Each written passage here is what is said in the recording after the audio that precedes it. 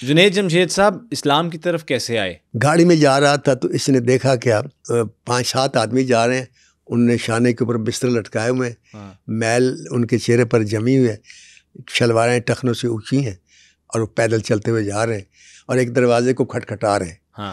تو اس نے سنا ہوا تھا کہ ایک تبلیغی جماعت ایسی ہے جو دروازے کھٹکھٹا کے لوگوں کو باہر نکالتی ہے اور کہتی ہے کہ گھر کا سکون چھوڑو، نماز پڑھنے کے لیے ٹھیک ہے، بس اتنے سے ذہن میں تھا، لیکن یہ اگنور کر کے آگے چلا گیا۔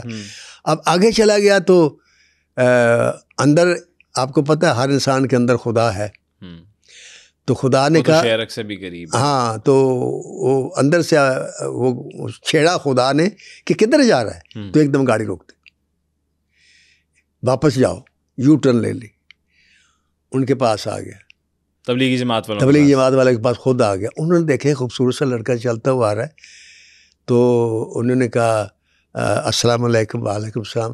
تو کہتا جی آپ یہ مجھے پتہ ہے آپ لوگوں کو نماز کے لیے بلاتے ہیں، تو میں آپ کی کوئی خدمت کر سکتا ہوں؟ واہ، آپ کو کچھ چاہیے مجھے بتائیں۔ تو انہوں نے کہا نہیں کچھ نہیں چاہیے، بس آپ کی مہربانی، آپ ہو سکے تو نماز پڑھا کریں۔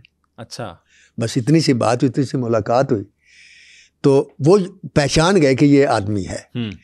اب وہ یہ تو واپس چلے گئے، وہ جب یونٹ جو 5 آدمیوں کا 6 کا تھا وہ واپس گیا تو وہاں مختلف گروپ تھے نا، تو رات کو اکٹھے ہوتے تھے، تو وہاں وہ ایک گروپ نے بتایا کہ یار ہم آج جنید جمشید سے ملے تھے، وہ ہمیں ملنے آیا تھا، وہ جو سنگر ہے۔ اچھا، تو ایک بھاگ کے آیا آدمی مولوی، تو اس نے کہا تم واقعی جنید جمشید سے مل کے آئے ہو؟ کہتا ہاں۔ اس نے میں پھر پوچھا جنید جمشید سے مل کے آئے ہو؟ اس نے ہاں جی بھائی، وہ دل پاکستان والا۔ کہتا اچھا۔ اب کٹ کر کے جنید جمشید اپنے گھر میں بیٹھے، ٹیلی فون کی گھنٹی بجتی ہے، اٹھاتا ہے ہیلو، تو آگے سے جواب آتا ہے جنید جمشید بول رہے؟ کہتے جی۔ کہتا میں جنید بول رہا ہوں۔ کہتا کون جنید؟ کہتا وہی جنید جو تمہارا دوست تھا۔ کہتا اچھا تو تمہیں میری کیسے یاد آئے؟ کہتا ایسے ہی مجھے آپ سے کام ہے، تو میں آپ سے ملنا چاہتا ہوں۔ تو اس نے کہا سوری میرے پاس ٹائم نہیں ہے، تو فون بند کر دی۔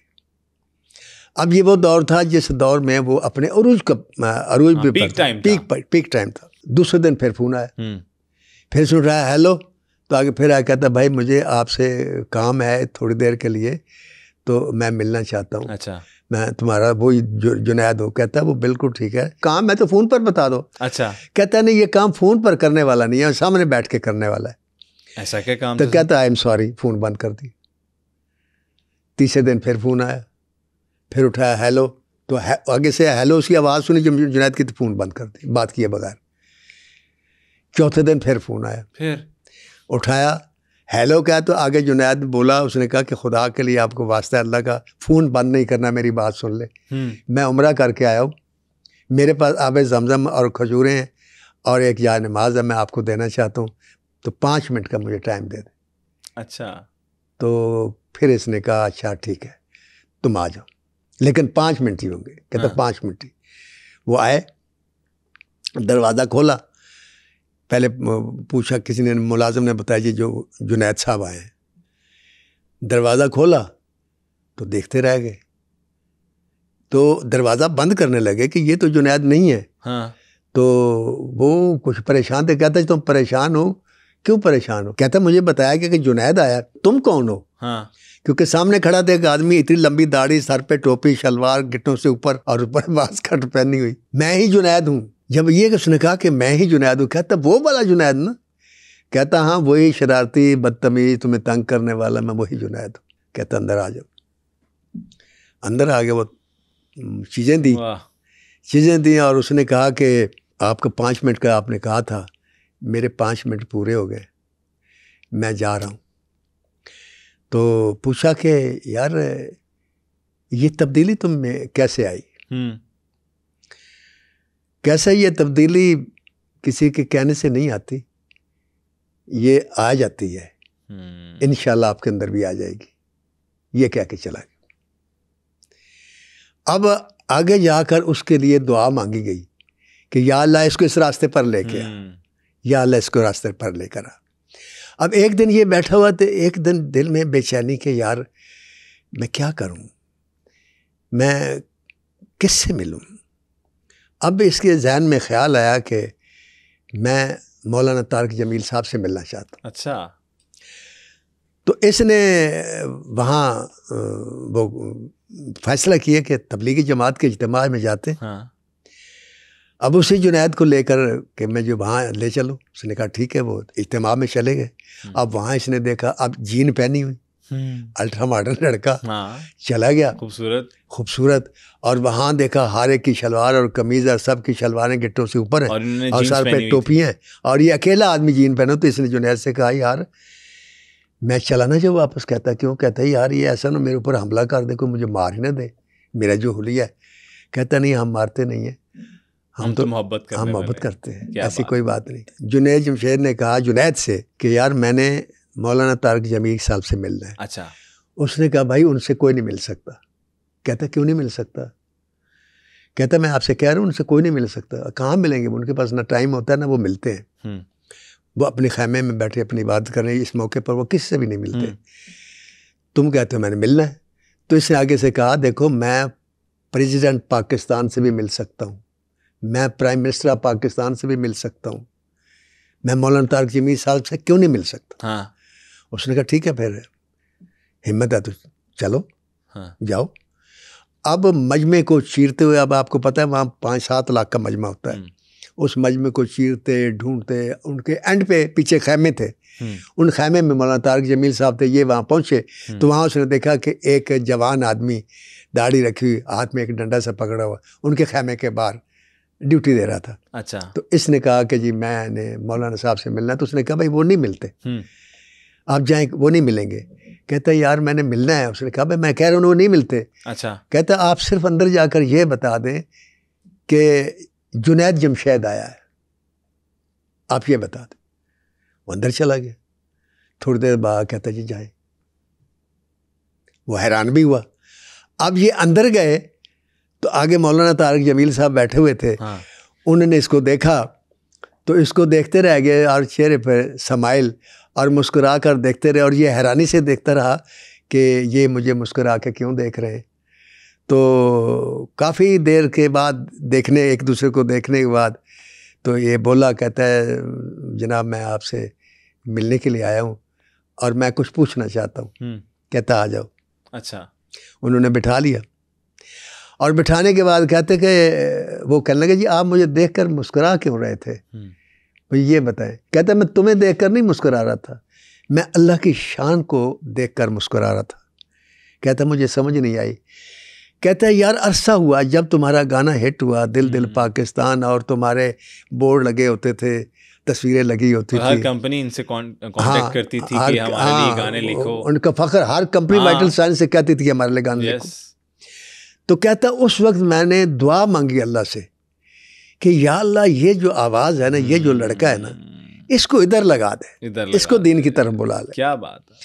کہتا ہے تم یہ سن کر آنا جو میں مسکرایا ہوں کہ آج جب میں اس اجتماع میں آ رہا تھا تو جب میں جہاز سے اترا ہوں اور میں گاڑی میں بیٹھ کے چلا ہوں اس طرف, تو سامنے مجھے تمہارا بورڈ لگا ہوا نظر آیا. اچھا. اس بورڈ کو دیکھ کر بھی میں نے یہی دعا مانگی کہ یا اللہ اس کو میرے پاس لے آ, اس کو دین کی طرف لے آ. اور کہتا ہے جب میں نے تمہیں آج سامنے دیکھا تو میں اللہ کی شان پہ مسکرایا, مجھے خوشی سے کہ کیا اس نے میری دعا قبول کی اور کیسے قبول کی کہ تم میرے پاس آ گئے. مولانا کی دعا قبول ہو گئی. یہ ملاقات جو تھی یہ بنیاد بن گئی, اور اس تیسرے مرحلے کی جو جنید جمشید کا تیسرا مرحلہ ہے, اور وہ ہے دین کا مرحلہ. بالکل. کہ ان کی ملاقات میں کیا باتیں ہوئیں مجھے اتنی پتہ ہے, اس کے بعد کیا باتیں مجھے نہیں پتہ. ٹھیک ہے. لیکن میرا ایمان ہے کہ باتیں تو یہی ہوگی نا کہ جب تم آ گئے ہو تو جس جگہ پر آئے ہو یہ وہ جگہ ہے جہاں ہم لوگوں کو خدا کی طرف اور دین کی طرف بلاتے ہیں. بے شک. اور ہمارے نبی کریم صلی اللہ علیہ وآلہ وسلم سے محبت کرتے ہیں. ان کی تمام تر جو تو چیزیں تم اگر اس کام پہ لگ جاؤ تو کیا ہی بات ہے, تم کہیں سے کہیں پہنچ سکتے ہو. دنیا تو تم نے سنوار لی, آخرت سنوار لو. بے شک. تو ایک لڑکا جو چل کر خود گیا, صاف ظاہر ہے جب اس نے اس قسم کا پیغام سنا ہوگا, جب واپس آیا تو جنید جمشید جو وہ تھا وہ وہیں چھوڑ آ گیا. جو جین پہن کے گیا تھا, جو ایک الٹرا ماڈرن لڑکا تھا, وہ پھر جب گھر آیا تو پھر اس کو دین کی سمجھ آئی، اور اس نے سوچا کہ وہ آواز جو میں لوگوں کو دیتا تھا، یہ لڑکی لڑکے کے لیے گاتی تھی، لڑکا لڑکی کے لیے گاتا تھا، اور ایک دوسرے کو انجوائے کرتے تھے، اور پاپ اور راک میوزک، تو اس آواز کو میں دین کے لیے بھی تو استعمال کر سکتا ہوں۔ جیسے ایک شاعر تھے نا حضور صلی اللہ علیہ وسلم کے، وہ جب وہ ایمان نہیں لائے تھے تو وہ حضور صلی اللہ علیہ وسلم کی شان میں شاعر حجب کے لیے لکھا کرتے تھے۔ اچھا، یہ کیا ہوتا ہے سر؟ حجب ہوتی تھی برائی کرنا۔ اچھا، مثلا جیسے آج کل کے ہم لوگ کرتے ہیں، ایک دوسرے کی برائی کرتے ہیں، نظموں میں بھی کرتے ہیں، اور اس کا بھی جیسے حبیب جالب اکثر لکھتے تھے 5 روپیے من ناٹا، اور اس پر بھی ہے سناٹا وغیرہ وغیرہ، صدر ایوب کے خلاف لکھی۔ تو حضور صلی اللہ علیہ وسلم ایک لیڈر آئے تو ان کے خلاف جو شاعر تھے وہ حجب لکھتے تھے، برائی لکھتے تھے۔ تو حضور صلی اللہ علیہ وسلم کے پاس ایک شاعر تھے جو مسلمان ہوئے تھے، آپ نے فرمایا اس کا جواب دو۔ اچھا، تو پھر اس نے حضور نبی کریم صلی اللہ علیہ وسلم کی شان میں لکھنا شروع کیا، یعنی شکوہ کے جیسے جواب شکوہ علامہ اقبال لکھا، پھر حضور صلی اللہ علیہ وسلم کی شان میں اس نے شعر کہے۔ تو یہ ایک شاعروں کے لیے سند ہو گئی جو نعت لکھتے ہیں، ٹھیک ہے، کہ نعت لکھنا عبادت ہے، نعت پڑھنا بھی عبادت ہے۔ تو جنید جمشید نے نعت پڑھنا شروع کی، ان کی نعت ہے وہ، جب میں اس کے بول سنتا ہوں تو میں بھی پہلا ہی جو جملہ سنتا ہوں نا تو میرے رونگٹے کھڑے ہو جاتے ہیں، اور جو میں کر رہا ہوتا ہوں، جس ماحول میں میں بیٹھا ہوتا ہوں، وہ 1 سیکنڈ کے اندر اندر میں دوسرے ماحول میں چلا جاتا ہوں۔ کیا بات ہے سر، وہ کون سی نعت ہے؟ محمد کا روضہ نظر آ رہا ہے، واہ، آگے کچھ اس قسم کیا کہ یہ دنیا دل لگانے کی جگہ نہیں ہے۔ تو مقصد یہ ہے کہ ادھر بھی کمال حاصل کیا جب پاپ سنگر تھے، ادھر بھی پھر کمال حاصل کیا، ایسے ہی، اور دونوں جگہ پہ مقام اپنا اپنا بنا کے، مطلب بلکہ تینوں جگہوں پر دیکھے، بزنس کیا ہاں تو کمال کیا، کمال کیا، جب طالب علم تھے تو کمال تھے، جب سنگر بنے تو کمال بنے، پھر اپنا دین کی طرف آئے، تب دین کی طرف آئے تو کیا بات، کیا بات ہے۔ اور پھر وہی جو داڑھی لوگوں کی دیکھتے تھے، وہ داڑھی آ گئی، وہ ٹوپی آ گئی سیم، وہ شلوار قمیض آ گئی، شلوار ٹخنوں سے اوپر بھی ہو گئی، اور پھر جو پاس آتا تھا اس کو دین کی بات بتاتے تھے اور تبلیغ بھی کرتے تھے۔ اور جو آخری ان کے عمر کا حصہ ہے، آخر دم تک انہوں نے تبلیغ کی۔ واہ،